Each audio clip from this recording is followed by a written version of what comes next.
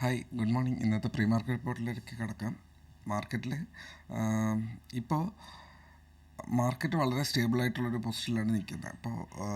ഇപ്പോൾ നമ്മുടെ gift Nifty എന്ന് പറയുന്നത് 24,680 റേഞ്ചിലാണ് കാണിക്കുന്നത്. അപ്പോൾ അതിനെ കംപ്ലീറ്റ്ലായിട്ട് ട്രസ്റ്റ് ചെയ്യേണ്ട. എന്നാലും നമ്മൾ നിന്ന് 24,565 നിന്ന് ഓൾമോസ്റ്റ് അത് 100 പോയിൻറ്റിൻ്റെ മേളിലാണ് അത് കാണിക്കുന്നത്. 100ന് അടുത്ത് ഉള്ള ഒരു നമ്പറാണ് കാണിക്കുന്നത്.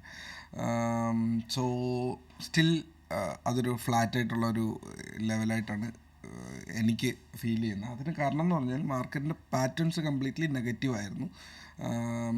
മാർക്കറ്റ് 100 പോയിൻറ്റ്സ് ഗ്യാപ്പ് അപ്പ് ചെയ്യാനുള്ള റീസൺ തൽക്കാലം നമ്മുടെ മാർക്കറ്റിനകത്തില്ല. സോ ആ 100 പോയിൻറ്റ് ഗ്യാപ്പ് വിട്ടിട്ട് നമ്മൾ അറ്റ്ലീസ്റ്റ് ഗ്യാപ്പ് ഡൗൺ ആയില്ല എന്ന് വിചാരിച്ചിട്ട് ഫ്ലാറ്റ് ആയിട്ടെങ്കിലും ഉള്ള ഒരു കാൽക്കുലേഷൻ നമുക്ക് ഇടാം. അപ്പോൾ എൻ്റെ കാൽക്കുലേഷനിൽ നമ്മൾ 24,500 to 24,550 റേഞ്ചിൽ തന്നെ ഓപ്പൺ ചെയ്യാൻ മാക്സിമം ഒരു 580 ഓപ്പൺ ചെയ്യാനുള്ള ഒരു സിറ്റുവേഷനാണുള്ളത്. സോ ആദ്യത്തെ ഒരു 15 മിനിറ്റ് വളരെ വളരെ ക്രൂഷ്യലാണ്. മാർക്കറ്റിൽ ഒരുപാട് പൊസിഷൻ അഡ്ജസ്റ്റിംഗ് നടക്കുന്ന സമയമായിരിക്കും. സോ ശ്രദ്ധിച്ച് മാത്രം ആ ഒരു സമയത്ത് ട്രേഡ് ചെയ്യുക. ഓക്കെ ഓക്കെ നമുക്ക് നമ്മുടെ ചാർട്ടിലേക്ക് കിടക്കാം. ഓക്കെ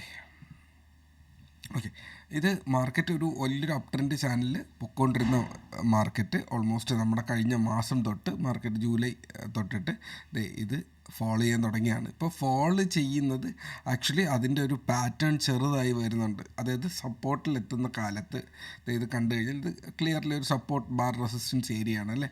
ആ ഒരു ഏരിയയിലാണ് വന്ന് ടച്ച് ചെയ്തിരിക്കുന്നത്. അതിൻ്റെ മാക്സിമം ബോട്ടം എന്ന് പറയുന്നത് ഈ ഒരു ഗ്രീൻ ലൈനാണ്. ഓക്കെ, ഞാൻ ആദ്യം വരച്ചിട്ടുള്ള ഗ്രീൻ ലൈനാണ്.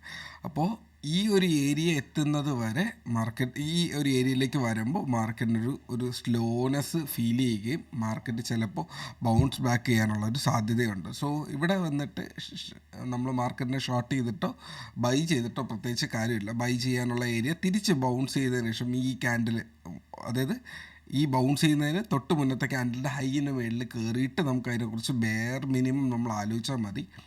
വീഴുന്നത് അതിനുശേഷം സോളിഡായിട്ടുള്ള ഒരു ക്ലോസിങ്, ഒരു ക്വാളിറ്റി ക്ലോസിങ് കിട്ടിയതിന് ശേഷം മാത്രം അതിനെക്കുറിച്ച് ആലോചിക്കുക.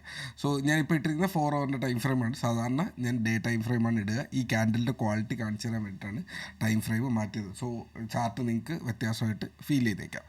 ഓക്കെ, അപ്പോൾ ഈ ഒരു പാറ്റേൺ നിങ്ങൾ നോക്കി വയ്ക്കുക. മാർക്കറ്റിൽ ആദ്യത്തെ അരമണിക്കൂർ ലിറ്ററലി ഞാൻ എന്തായാലും പൊസിഷൻ എടുക്കുന്നില്ല. ബിക്കോസ് ബൗൺസിങ് ഏരിയയ്ക്ക് അടുത്ത് നിൽക്കുകയാണ്. 24,600 ഇമ്പോർട്ടൻ്റ് ആണ്. അടുത്ത 24,800 റേഞ്ച് വളരെ വളരെ ഇമ്പോർട്ടൻ്റ് ആണ്. അപ്പോൾ നമ്മൾ ഓപ്പൺ ചെയ്യുന്നത് എന്തിനു വേണ്ടി എന്നുള്ള അതിൻ്റെ പേർപ്പസ് ആദ്യത്തെ ഒരു അരമണിക്കൂർ ഇല്ലെങ്കിൽ 3/4 മണിക്കൂർ മാർക്കറ്റിന് ഒരു പേർപ്പസിന് വേണ്ടിയിട്ടായിരിക്കും അവർ മൂവ് ചെയ്യിക്കുക. ആ പർപ്പസ് എന്താണെന്ന് മനസ്സിലായില്ലെന്നുണ്ടെങ്കിൽ മാർക്കറ്റിൽ നിന്ന് മാറിയിക്കുക. മനസ്സിലാവുന്നുണ്ടെന്നുണ്ടെങ്കിൽ അതിൽ ട്രേഡ് ചെയ്യുക. സോ ഇതാണ് എൻ്റെ പേഴ്സണൽ ഒപ്പീനിയൻ എന്ന് പറയുന്നത്. ഞാൻ എല്ലാവരോടും പറയുന്ന സംഭവം ഇത് തന്നെയാണ്. അത് ഏതൊരു മനുഷ്യൻ ട്രേഡ് ചെയ്യാൻ വരുമ്പോഴും മാർക്കറ്റ് എന്താണോ ചെയ്യാൻ പോകുന്നത് അത് മനസ്സിലാവുന്നില്ലെങ്കിൽ മാറിയിക്കുക എന്നുള്ളത് മാത്രമേ അവിടെ ചെയ്യാനുള്ളൂ. ഓക്കെ, അപ്പോൾ നമുക്ക് നമ്മുടെ ചാർട്ടിലേക്ക് കടന്നാൽ ഇതാണ് സംഭവം എന്ന് പറയുന്നത്. ഈ ലെവൽസൊക്കെ നിങ്ങൾ മാർക്ക് ചെയ്ത് വയ്ക്കുക. 800, 880 ഇമ്പോർട്ടൻ്റ് ആണ് കേട്ടോ. 800, 880 ഇമ്പോർട്ടൻ്റ് ആണ്. താഴേക്ക് 720, 600 ഒക്കെ ഇമ്പോർട്ടൻ്റ് ആയിട്ടുള്ള ലെവൽസാണ്. 440 വളരെ സ്പെസിഫിക് ആണ്. അത് ബ്രേക്ക് ചെയ്ത് കഴിഞ്ഞാൽ മാർക്കറ്റിന് ആ ഒരു പിടുത്തം വിടും. ഈ ചാർട്ട് കാണുമ്പോൾ നിങ്ങൾക്കറിയാം ഇതൊരു മാക്സ് ഏറ്റവും ലോവസ്റ്റ് സപ്പോർട്ട് ഏരിയ ആണ് ആ ഒരു 440 എന്ന് പറഞ്ഞാൽ. അത് കഴിഞ്ഞ് കഴിഞ്ഞാൽ അത് വീഴുന്നു കഴിഞ്ഞാൽ 240 റേഞ്ചിലാണ് അടുത്ത് പിന്നെ സപ്പോർട്ട് ഇടുക. അത് വീക്കാണ്. 24,000 ആണ് പിന്നെയുള്ള സപ്പോർട്ട് എന്ന് പറയുന്നത്. ഓക്കെ, അപ്പോൾ ഇതാണ് മാർക്കറ്റിൻ്റെ സിറ്റുവേഷൻ എന്ന് പറയുന്നത്. ഒരു സെക്കൻഡ്.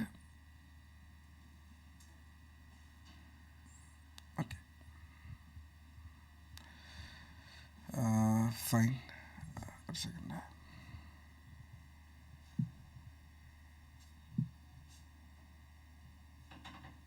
ഓക്കെ, ഒരു അപ്ഡേറ്റ് വന്നു, അത് നോക്കിയതാണ്.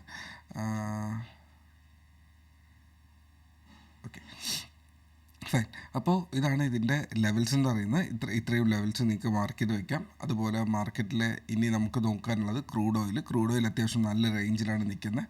സപ്പോർട്ട് എത്തിയിട്ടുണ്ട്. 580 to 580 എന്നുള്ളൊരു ലെവലുണ്ട്.